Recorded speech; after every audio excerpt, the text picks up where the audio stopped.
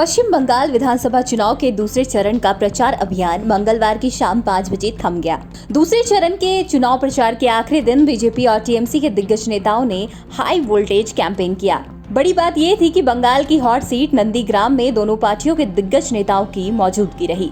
Nandigram seat से TMC supremo Mamata Banerjee और BJP के शुवेंदु अधिकारी चुनावी मैदान में हैं। चुनाव प्रचार के अंतिम दिन बीजेपी के लिए केंद्रीय गृह मंत्री अमित शाह, मिथुन चक्रवर्ती, धर्मेंद्र प्रधान ने रोड शो से नंदीग्राम की जनता से समर्थन मांगा। दूसरी तरफ टीएमसी सुप्रीमो और बंगाल की सीएम ममता बनर्जी ने भी नंदीग्राम में कई चुनावी रैलियां की। दूसरे चरण के मतदान की बात करें तो मतदान की तारीख कल यानी 1 अप्रैल है। कुल 30 विधानसभा सीटों में मतदान होंगे। वहीं दूसरे चरण के मतदान के लिए कुल 10,620 मतदान केंद्र बनाए गए हैं। शांतिपूर्ण मतदान के लिए सुरक्षा की पुख्ता व्यवस्था भी की गई है, जिसमें 697 CAPF की कंपनियां मौजूद होंगी। मतदान का समय सुबह 7 से शाम 6:30 बजे तक रहेगा। दूसरे चरण में 171 उम्मीदवार होंगे।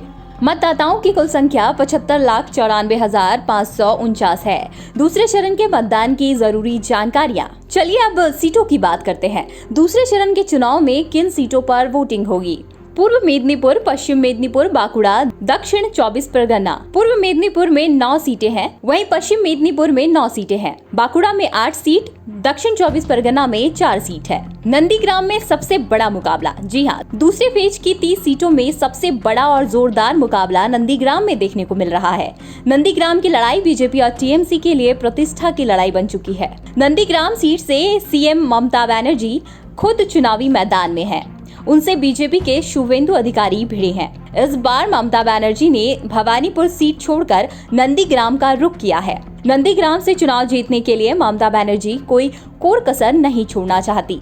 लिहाजा चुनाव के 3 दिन पहले से ही ममता ने नंदीग्राम में कैंप कर दिया। दूसरी तरफ नंदीग्राम में बीजेपी के शुवेंदु अधिकारी भी लगातार कैंपेन कर रहे हैं। दूसरे फेज में टीएमसी बीजेपी का बड़ा मुकाबला। दूसरे फेज में टीएमसी से बीजेपी का तगड़ा मुकाबला है। दोनों ने एक दूसरे को हराने का दावा भी किया है। पिछले विधानसभा चुनाव यानी साल 2016 की बात करें तो इस इलाके में टीएमसी ने क्लीन स्वीप किया था।